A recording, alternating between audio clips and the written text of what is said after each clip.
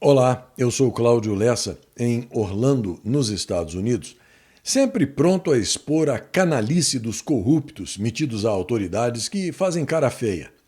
Nesta postagem do Cavaleiro Templário, por exemplo, fica constatada a safadeza contraditória de um comunista corrupto e morbidamente obeso que resolveu perseguir o velho da Havan.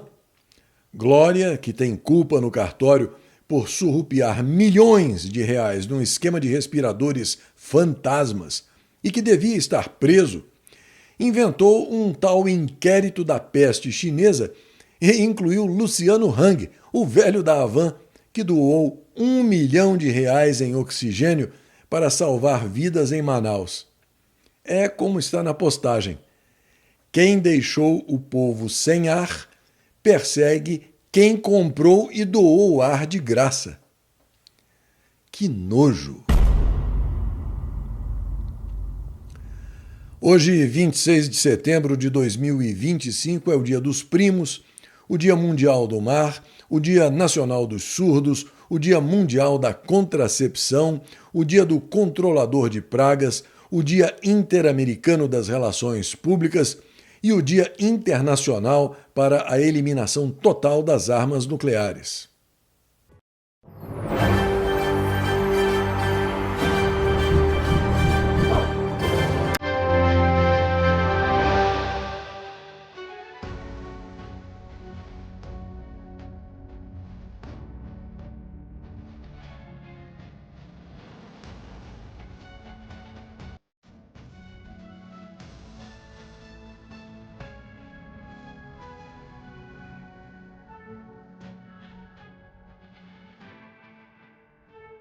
Os indicadores financeiros mostram dólar e euro subindo, bolsa de valores e Bitcoin descendo, IPCA e Selic na mesma e alta do grama do ouro.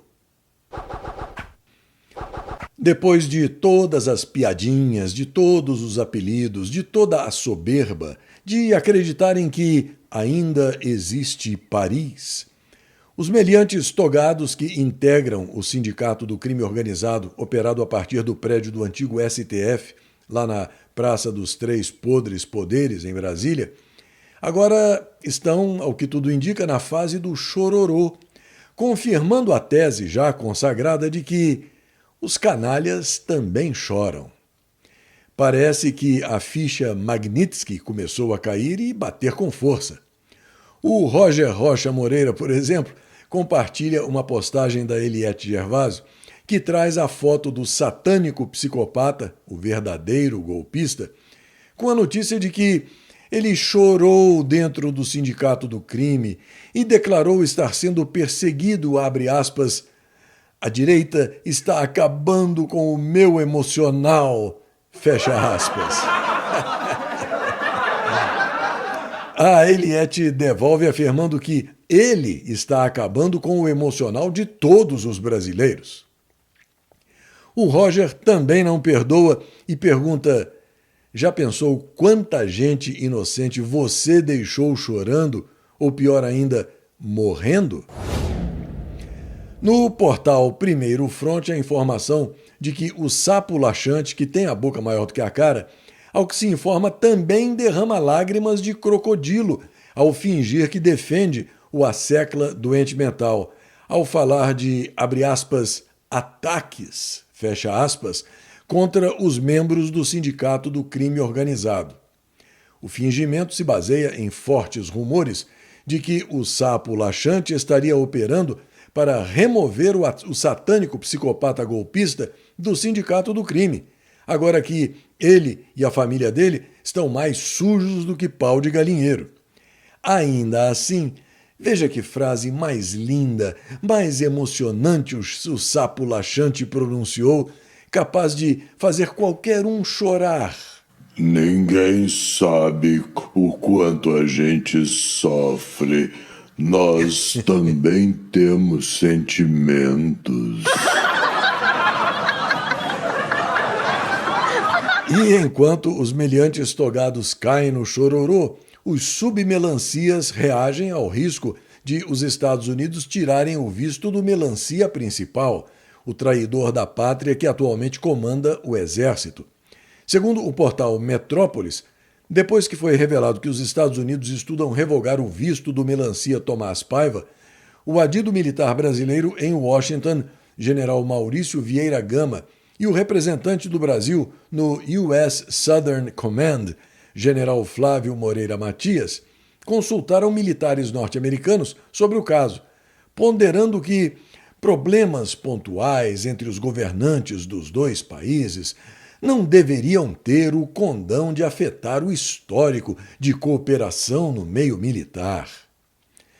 A revogação do visto do traidor Tomás Paiva passou a ser discutida pelos Estados Unidos como forma de sanção, depois que o Departamento de Estado norte-americano mapeou as reuniões entre o psicopata golpista e o melancia que comanda o Exército, como informa o portal Diário 360, em um movimento que expõe a fragilidade da autonomia militar brasileira e firmando a tese de que o general teria sido indicado ao posto pelo satânico psicopata golpista e garantiria o respaldo da cúpula militar às decisões tomadas pelo doente mental no Sindicato do Crime.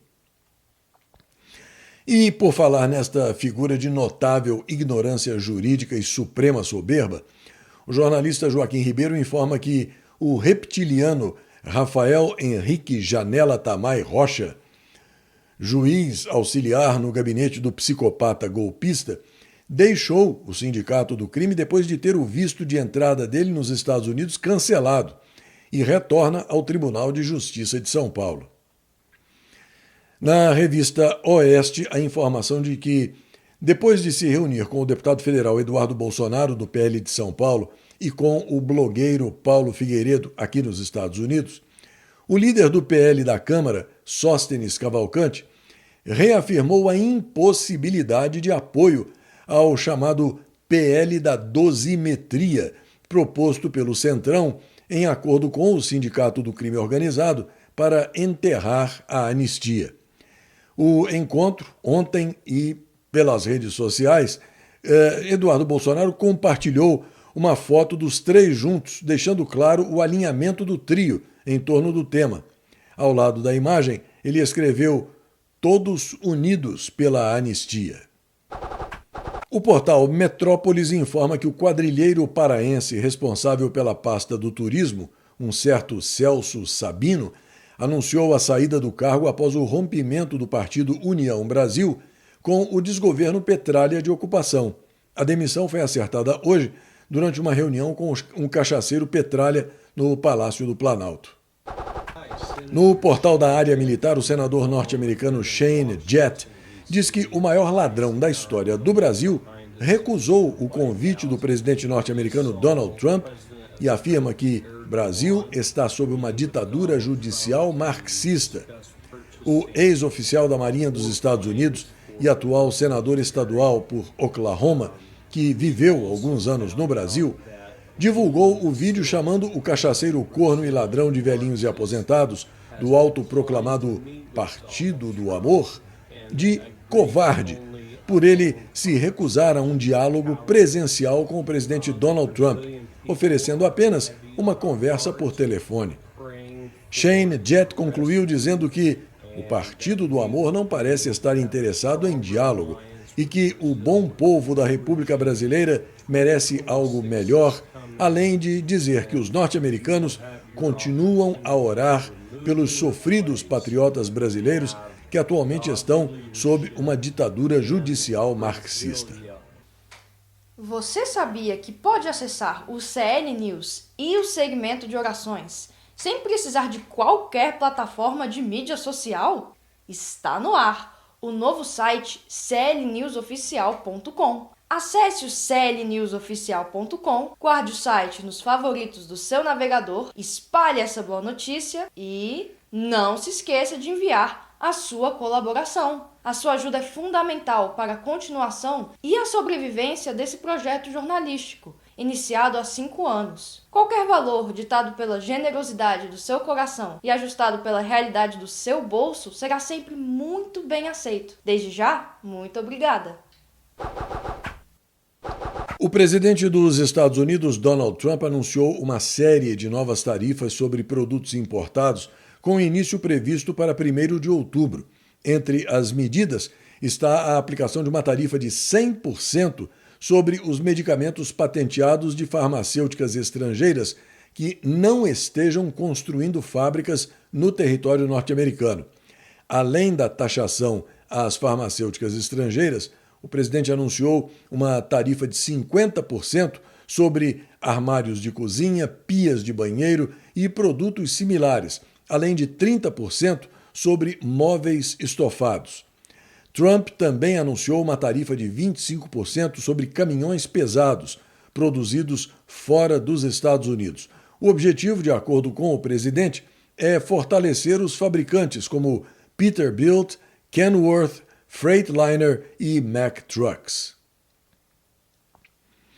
O Instituto Nacional de Estatística e Censos da Argentina divulgou os dados de pobreza e indigência nos 31 principais aglomerados urbanos do país, que apresentaram os índices mais baixos desde 2018. Segundo o estudo, no primeiro semestre deste ano, os argentinos que estavam na pobreza representaram 31,6% da população morando nessas áreas urbanas e aqueles na indigência, 6,9%. Trata-se de um forte recuo em relação ao segundo semestre de 2024, quando os dois índices haviam ficado em 38,1% e 8,2%, respectivamente, no país governado pelo presidente Javier Milei.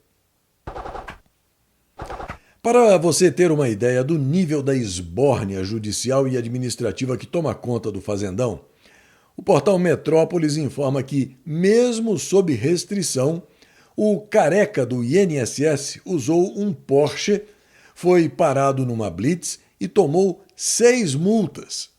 Antônio Carlos Camilo Antunes circulou com carros de luxo em São Paulo e em Brasília, mesmo após restrições judiciais que foram impostas no âmbito da primeira fase da Operação Sem Desconto, deflagrada em 23 de abril. O lobista é apontado como um dos principais operadores da farra do INSS, um esquema criminoso revelado pelo Metrópolis, mas ele diz que é inocente. No portal Direto da América, a notícia de que o fabricante do remédio Tilenol admitiu internamente que as evidências sobre o risco de autismo estavam ficando pesadas em 2018. A empresa farmacêutica por trás do Tilenol reconheceu reservadamente há 7 anos a probabilidade de uma associação entre o medicamento na gravidez e distúrbios neurodegenerativos como autismo em crianças, segundo documentos obtidos pela Daily Caller News Foundation. Rachel Weinstein, diretora de epidemiologia da Janssen nos Estados Unidos, o braço farmacêutico da Johnson & Johnson, dizia em 2018 que, abre aspas, o peso das evidências está começando a me parecer pesado, fecha aspas.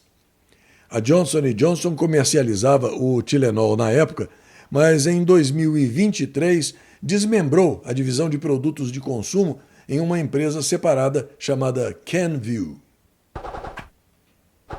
O presidente dos Estados Unidos, Donald Trump, assinou um decreto que transfere o controle da operação do TikTok em território norte-americano para investidores locais, após ter chegado a um acordo direto no valor de 14 bilhões de dólares com o ditador da China comunista, Xi Jinping. Segundo a Gazeta do Povo, a medida garante a continuidade do aplicativo nos Estados Unidos em conformidade com as leis de segurança nacional. Na revista Oeste, a notícia de que declarações recentes sugerem avanços em negociações para encerrar o confronto na faixa de Gaza. O presidente Donald Trump afirmou hoje acreditar na existência de um acordo, porém, ele evitou divulgar detalhes sobre o entendimento alcançado com Israel e países árabes.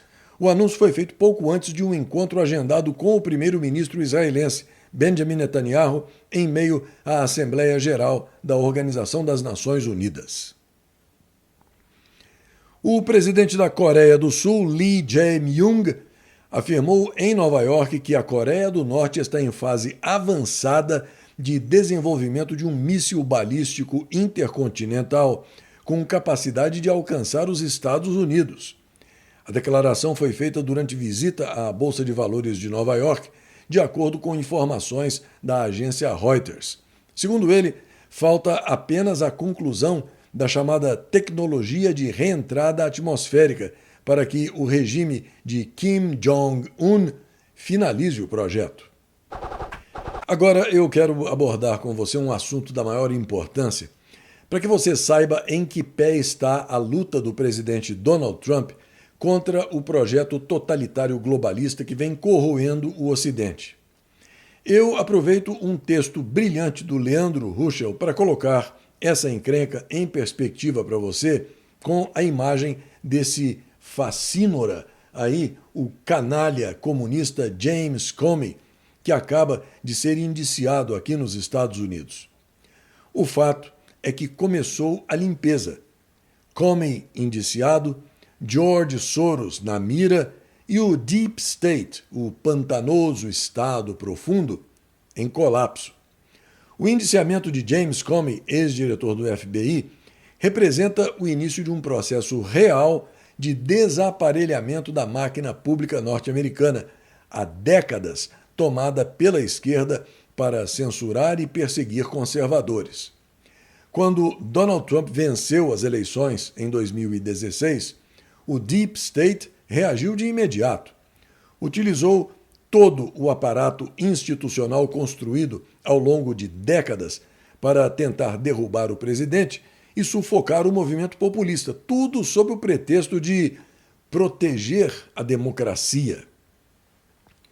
A narrativa do conluio russo foi a peça central desse teatro. Criaram uma mentira para justificar uma superestrutura de censura. Universidades passaram a fornecer a base científica para suprimir opiniões contrárias ao establishment, enquanto laboratórios de pesquisa e agências de fact-checking se transformaram em verdadeiros ministérios da verdade, com o auxílio das big techs. A imprensa, igualmente cooptada, manteve uma campanha sistemática de difamação contra Trump e contra os conservadores, ocultando a corrupção moral e financeira da esquerda. O Departamento da Justiça, o FBI, a Agência de Segurança Nacional e a CIA foram usados como braços judiciais e de inteligência para perseguir os opositores. A investigação sobre o conluio russo alvejou dezenas de pessoas ligadas ao primeiro governo Trump e amarrou as mãos do presidente. A fraudemia da peste chinesa veio como uma luva para esse projeto autoritário. Serviu de justificativa para ampliar poderes, consolidar mecanismos de manipulação e legitimar a fraudulenta eleição de 2020, a mais manipulada da história norte-americana. Um candidato em estado evidente de debilidade senil foi colocado na Casa Branca para servir de rosto moderado a uma gestão extremista e totalitária. A revolta popular contra esses truques sujos explodiu no dia 6 de janeiro e foi imediatamente usada como pretexto para ampliar a repressão. O sistema chegou ao cúmulo de perseguir o próprio ex-presidente, usando procuradores radicais e juízes militantes numa completa subversão da justiça. Ainda assim, a República Norte-Americana resistiu. Ao contrário do Brasil, ela não foi totalmente capturada pelo establishment autoritário. Mesmo sob uma campanha de ódio e difamação sem precedentes, Trump se manteve competitivo e aprendeu a lição. Agora, no segundo mandato, está fazendo o que deveria ter feito desde o início: desmontar o aparelhamento estatal. A denúncia contra James Comey é um passo crucial, seguido do anúncio da investigação contra George Soros, o maior financiador do caos global, incluindo aí o apoio aos grupos radicais, Antifa, finalmente categorizados como organizações terroristas pelo governo Trump. Não é coincidência que tentaram prender Trump e que, quando isso falhou, tentaram assassiná-lo pelo menos 2 vezes. Donald Trump representa a maior ameaça ao projeto totalitário globalista que vem corroendo o Ocidente. Neste dia 26 de setembro de 1820, o lendário desbravador norte-americano Daniel Boone morria aos 85 anos de idade. Em 1909, era fundado na cidade alemã de Stettin, atualmente Szczecin, na Polônia, o cinema mais antigo do mundo ainda em funcionamento, o Kino Pionier, ou Cine Pioneiro. Em 1945, era fundado o PRP, o Partido de Representação Popular. Em 1969, era lançado Abbey Road, o último álbum gravado pelos Beatles. Em 1973, o Concorde, um avião comercial supersônico de passageiros, fazia a primeira travessia ininterrupta do Atlântico em um tempo recorde.